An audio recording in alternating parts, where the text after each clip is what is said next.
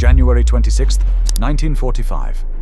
A 19-year-old American lieutenant stands alone in a frozen field in eastern France. Behind him, his men are retreating into the woods. In front of him, 6 German tanks and 250 elite mountain infantry are advancing through the snow. A tank destroyer beside him takes a direct hit and bursts into flames. Its crew abandons it and runs, but this teenager doesn't run. He climbs onto the burning vehicle, grabs the mounted machine gun and starts firing.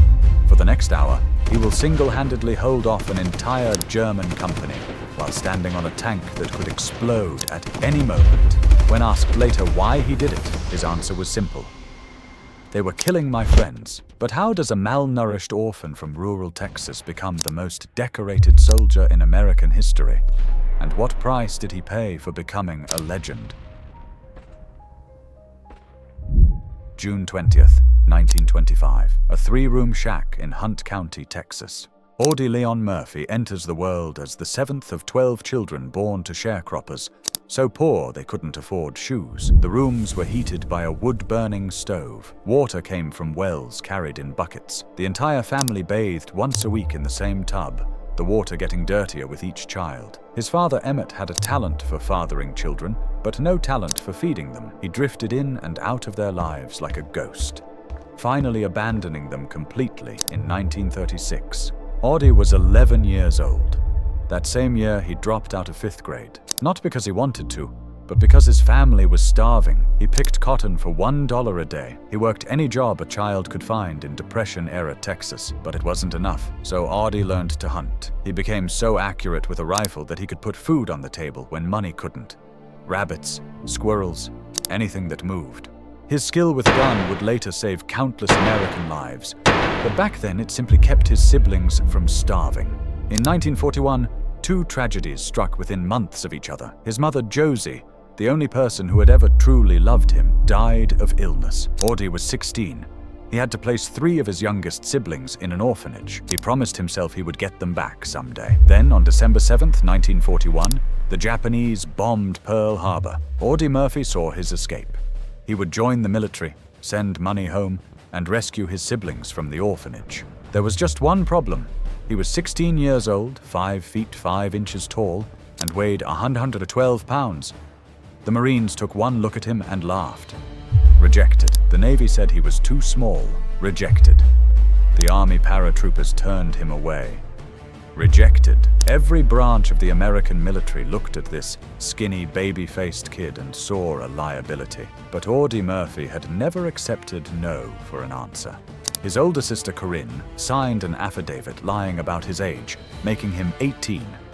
He tried the Army again. This time, they let him in. On June 30th, 1942, 10 days after his actual 17th birthday, Audie Murphy became a private in the United States Army. His commanding officer took one look at him and tried to transfer him to cook school. Murphy refused. He hadn't joined the Army to peel potatoes. He had joined to fight. Within a year, he would prove that courage has nothing to do with size. February 1943. Private Murphy ships out to North Africa, assigned to Company B, 15th Infantry Regiment, 3rd Infantry Division. For months, he guards German prisoners and trains in the desert, itching to see real combat. His chance comes on July 10th, 1943, when the 3rd Division lands in Sicily. Murphy comes ashore 3 hours after the first wave, frustrated that he missed the initial assault. But combat finds him soon enough. On a scouting patrol, he spots 2 Italian officers fleeing on horseback. He raises his rifle and drops them both. His first kills. He feels nothing but the recoil. Sicily teaches him that he has a gift for war. While other soldiers freeze or panic, Murphy becomes calm, focused, deadly. His superiors notice. They promote him to corporal. Then the 3rd Division invades mainland Italy. The mountains are wet, cold, and crawling with Germans. Murphy contracts malaria, a disease that will hospitalize him repeatedly throughout the war. But nothing keeps him down for long. He returns to combat each time, weaker but determined. In January 1944, the Allies launch Operation Shingle, an amphibious assault at Anzio designed to break the stalemate in Italy. Murphy arrives as a replacement to find his company decimated. 200 men reduced to 34. The bodies are stacked like cordwood on trucks, arms and legs dangling over the sides. He writes later that he had never seen anything like it. Anzio becomes a meat grinder. For 4 months, the Americans are trapped on a beachhead, unable to advance, dying by the hundreds. Murphy earns his first medal here. On March 2, 1944, his platoon takes shelter in an abandoned farmhouse when a German tank rolls past. The crew is killed trying to escape, but Murphy knows the Germans will repair the tank and use it again. He crawls alone across open ground, gets close enough to the tank, and destroys it with rifle grenades.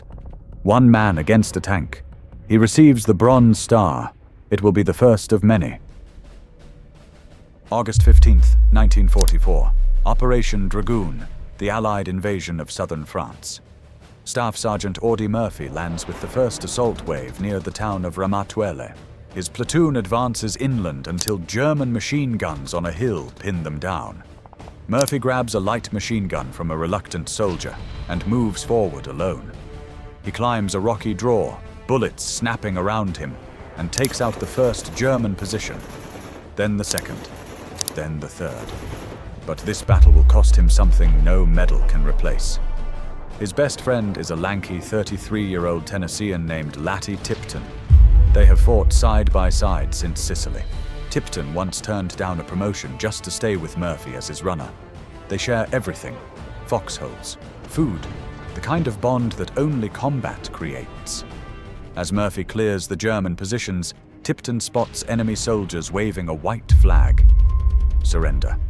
Tipton stands up to accept it. It's a trap. A German sniper shoots him through the chest. Tipton falls back into the foxhole, landing on top of Murphy.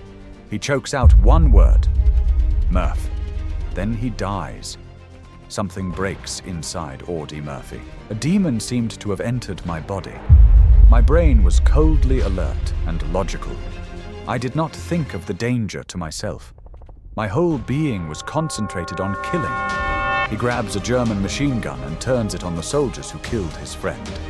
As the lacerated bodies flop and squirm, I rake them again. And I do not stop firing while there is a quiver of life left in them. He kills 6 Germans, wounds 2, takes 11 prisoner. He receives the Distinguished Service Cross, the second highest medal for valor. He gives it to Tipton's daughter. But the killing rage never fully leaves him. January 26, 1945. The Colmar Pocket, eastern France. The Germans are making their last stand on French soil. Second Lieutenant Audie Murphy, now 19 years old, commands what remains of Company B. His company has been decimated. Of 120 men, only 19 remain. All the other officers are dead. Murphy has been wounded in both legs but refuses evacuation. At 2 p.m., 6 German tanks and 250 infantry emerge from the village of Holtzwihr.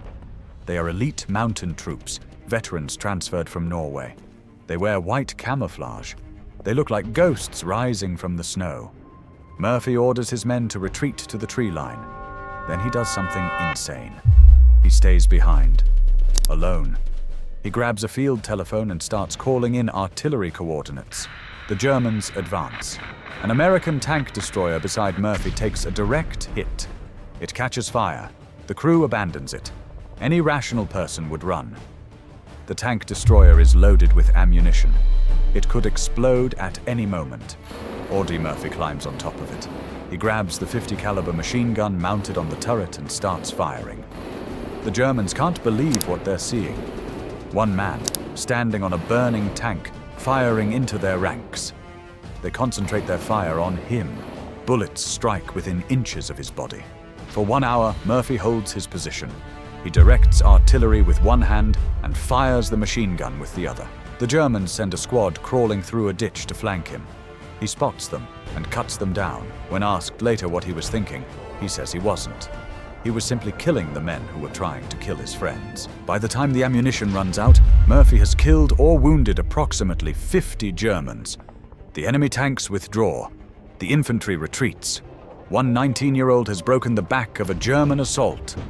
Murphy finally climbs off the burning tank destroyer. He walks back to his men, refuses medical treatment for his leg wounds, and leads a counterattack that pushes the Germans out of the forest entirely. The next day, American forces capture Holtzwihr. For his actions, Audie Murphy receives the Medal of Honor, the highest military decoration in the United States. He has now earned every combat medal the Army can give. He has killed approximately 240 German soldiers. He has been wounded 3 times, and he is still only 19 years old. June 1945. The war is over. Life magazine puts Murphy on its cover with the headline, "America's Most Decorated Soldier." Actor James Cagney sees the photo and invites Murphy to Hollywood. When Cagney meets him at the train station, he is shocked. Murphy is gaunt, grey-skinned, and twitching at every sound. Cagney takes him home and gives him his own bed, afraid the young veteran might jump out a window. The demons have followed Murphy home. He sleeps with a loaded pistol under his pillow. Loud noises send him diving for cover. He has nightmares so violent he once held his first wife at gunpoint, not knowing where he was. The doctors call it battle fatigue. Today we call it PTSD. Murphy becomes addicted to sleeping pills, the only thing that keeps the nightmares away. In the mid-1960s, he realizes he's dependent on the sedative Placidil. He locks himself in a hotel room for a week and quits cold turkey, enduring the withdrawal alone. He never takes another pill. Despite his struggles, Murphy builds a successful Hollywood career. He appears in 44 films, mostly westerns. In 1955, he stars in the movie adaptation of his autobiography, To Hell and Back, playing himself. The film becomes Universal Studios' highest-grossing movie for 20 years, until Jaws. But Murphy never escapes the war. He refuses to appear in alcohol or cigarette commercials, saying it would set a bad example for young people. He visits VA hospitals. He testifies before Congress about the need to help veterans with mental health issues. He speaks openly about his own demons at a time when men didn't admit weakness. He does everything right, and still the demons win. May 28, 1971. A private plane carrying 6 people flies through fog and rain over the mountains of Virginia. The pilot has no instrument rating. Visibility is 0. The plane clips the top of Brush Mountain and crashes into the forest. All 6 passengers are killed. Among them is Audie Murphy, age 45. He was on his way to a business meeting, trying to recover from bankruptcy caused by failed investments and gambling debts. The most decorated soldier in American history died broke. He is buried at Arlington National Cemetery with full military honors. His grave, per his request, is marked with a simple headstone, no different from any other soldiers. No gold lettering, no special monument, just a name, a rank, and the dates. The Audie Murphy VA Hospital in San Antonio treats thousands of veterans every year. The Sergeant Audie Murphy Club honors exceptional Army NCOs at bases worldwide. His story is taught in military academies. His courage is legendary. But perhaps his greatest legacy is this. He showed America that heroes are not born. They are forged in poverty, loss, and desperation. They are the boys too small to fight who fight anyway. They are the men who carry their demons in silence, so others don't have to.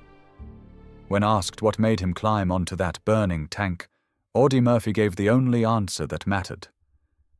They were killing my friends. Some men run from death.